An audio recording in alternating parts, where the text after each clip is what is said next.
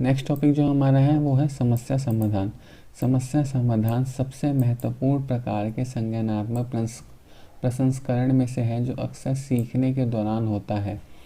मूल रूप से स्थिति के मूल्यांकन में शामिल उत्पादक कार्य और किसी के निर्धारित लक्ष्य तक पहुंचने के लिए बनाई गई रणनीति को सामूहिक रूप से समस्या समाधान कहा जाता है।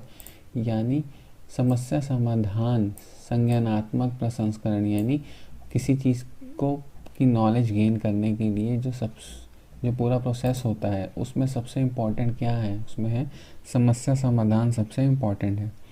क्योंकि इसी के दौरान हम कुछ ना कुछ सीखते हैं।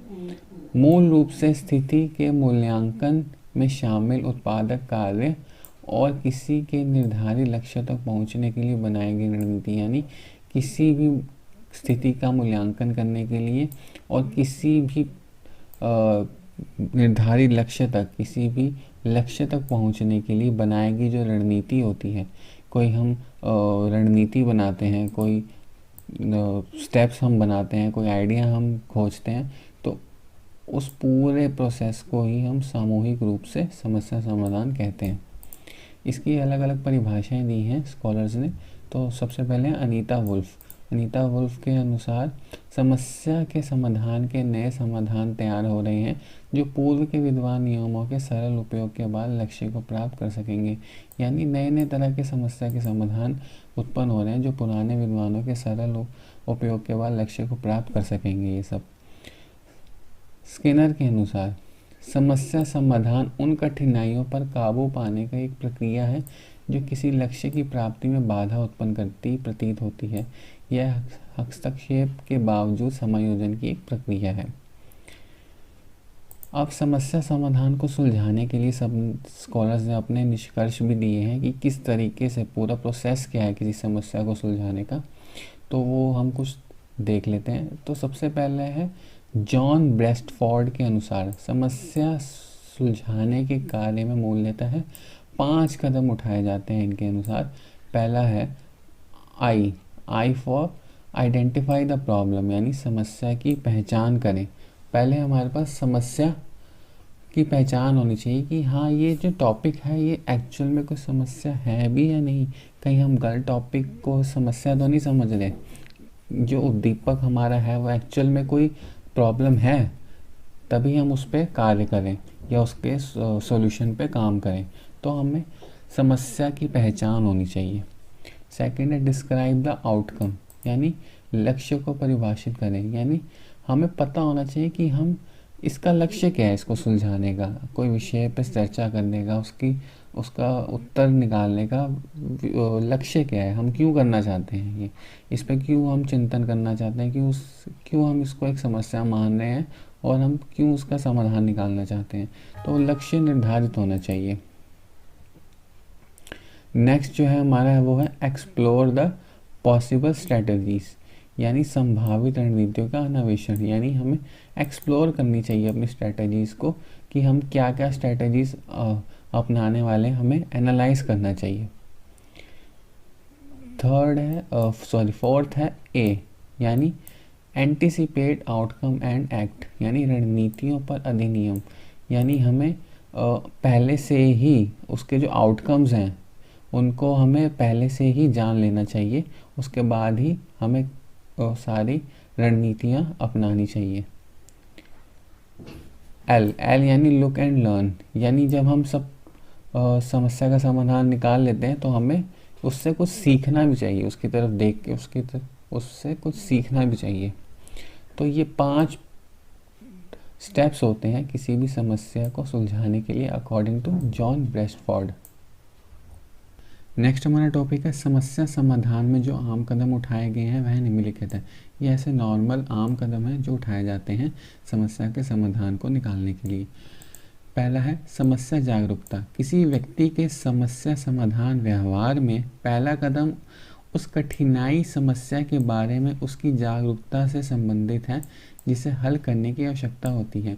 यानी किसी भी व्यक्ति के समस्या समाधान व्यवहार में पहला कदम है समस्या के बारे में उसकी जागरूकता, यानी उसे पता होना चाहिए कि ये जो समस्या है उस कितनी जटिल है, कितनी सरल है, ये सब उसको जागरूक होना चाहिए। उसकी कठिनाई से लेके उसको उसके समाधान तक उसको पता होना चाहिए कि क्या समस्या है और उसकी ये कितनी कठिन है, कितनी डिफ़िकल्ट है, या इसका डिफ़िकल्टी लेवल क्या है, उसकी पूरी नॉलेज उसे होनी चाहिए। उससे संबंधित सभी आवश्यक जितनी भी जागरूकता है वो उससे होनी चाहिए। संबंधित जानकारी को एकत्रित करना। इस चरण में व्यक्ति को समस्या के बारे में सभी संबंधित तरीकों से सभी आवश्यक जानकारी एकत्र करनी होती है। यानी जितनी भी नॉलेज है, जितनी भी इंफॉर्मेशन है उस समस्या की, वो हमें एकत्रित करनी होती है इस स्टेप के अंदर।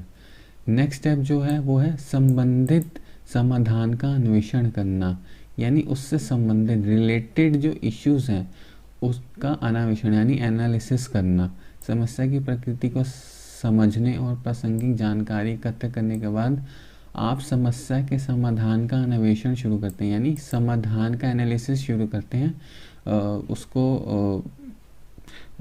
हम स्टार्ट करते हैं, मतलब कि कैसे अब इसको शुरू करना है, कैसे हम समस्या के समाधान को निकालें, उसका हम अन्वेषण शुरू करते हैं। नेक्स्ट है सही समाधान का चुनाव। इस महत्वपूर्ण चरण में पिछले चरण से दिए गए सभी संभव समाधानों का बारीकी से विश्लेषण और मूल्यांकन किया जाता है। यानी यह बहुत महत्वपूर्ण इम्पोर्टेंट चरण स्टेप होता है। पिछले चरण से दिए गए सभी संभव समाधानों का बारीकी से विश्लेषण और मूल्यांकन किया जाता है। यानी जितने भी पॉसिबल समाधान होते हैं हम उनको बारीकी से विश्लेषण करते हैं और उसका मूल्यांकन करते हैं। यानी उसको हम डिफ्रेंशिएट करते हैं कि हाँ कौन सा हमने जो समस्या का समाधान निकाले हैं 2-3, इसमें से कौन सा बेस्ट हो सकता है, हम उसका मूल्यांकन करते हैं इस स्टेप के अंदर, और जो सही समस्या का समाधान है वही चुनते हैं। निष्कर्ष निकाला गया समाधान का सत्यापन। यानी जो समाधान निकाला गया है, निष्कर्ष निकाला गया है, उससे और भी विभिन्न इसी प्रकार की समस्याओं के समाधान में प्रयुक्त करके सत्यापित किया जाना चाहिए। यानी हम जितने भी हमने निष्कर्ष निकाले हैं या निष्कर्ष एक भी निकाला है अगर, तो हमें उसको वेरीफाई करना चाहिए क्या वो सही है, क्या वो इस समस्या का समाधान निकाल रहा है, कि इसके लिए प्रयुक्त है ये समाधान। तो ये भी हमें वेरीफाई करना चाहिए लास्ट में। तो ये 5 स्टेप्स आमतौर पर लिए जाते हैं किसी भी समस्या के समाधान को निकालने के लिए। नेक्स्ट है समस्या हल करने के लिए शिक्षक की क्या भूमिका होनी चाहिए। जब कोई बच्चा किसी समस्या को देखता है और कहता है मुझे नहीं पता, एक शिक्षक के रूप में हमारी भूमिका है उन्हें दृढ़ रहने में मदद करने की, उस पर टिके रहने और समाधान खोजने में। शिक्षक समस्या समाधान में सबसे प्रमुख भूमिका निभाते हैं। प्रभावी समस्या समाधान के लिए एक शिक्षक को निम्नलिखित कार्य करने चाहिए। यानी शिक्षक जो होते हैं वो किसी भी समस्या के समाधान को निकालने में प्रमुख भूमिका निभाते हैं। और सब प्रभावी समस्या समाधान के लिए एक शिक्षक को निम्नलिखित कार्य करने चाहिए। पहला है मध्यम प्रेरणा। यानी ऐसा नहीं है कि थोड़ी बहुत प्रेरणा टीचर को देनी चाहिए ताकि बच्चे में या किसी उनके शिष्य में एक ऊर्जा आए, ताकि वो प्रेरित होकर उस समस्या के समाधान पर कार्य कर सके। मध्यम प्रेरणा देते रहनी चाहिए। विभिन्न सोच को प्रोत्साहित करना। ऐसा नहीं है कि अगर कोई समस्या है उसका कोई एक ही समाधान हो और हम उस एक समाधान को ही चुनें। जितने और भी सबकी सोच अलग अलग होती है, जितने भी उनके स्टूडेंट्स हैं वो अलग अलग समस्या के समाधान को निकाल के ला रहे हैं कि हाँ ये समाधान हो सकता है, समस्या का समाधान ए, समाधान बी, समाधान सी। तो सभी की सोच को प्रोत्साहित करना चाहिए, अप्रिशिएट करना चाहिए, ताकि कोई डीमोटिव फील ना करे। समस्या को समग्र रूप से प्रस्तुत किया जाना चाहिए।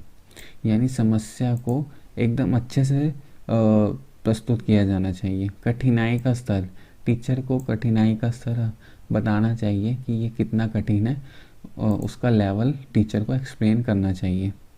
अभ्यास कराना चाहिए टीचर को कठिन जो जितने भी स्टेप्स हैं, और अधूरा अभ्यास, कई बारी हम अधूरा अभ्यास भी टीचर कराते हैं ताकि जो स्टूडेंट है वो खुद से अपना माइंड लगा के उसको पूर्ण करे। तो यहाँ पे हमारा चैप्टर ये एंड होता है। यही कुछ इम्पॉर्टेंट टॉपिक्स हैं इस चैप्टर के, इसे आपको ध्यान में रखना है।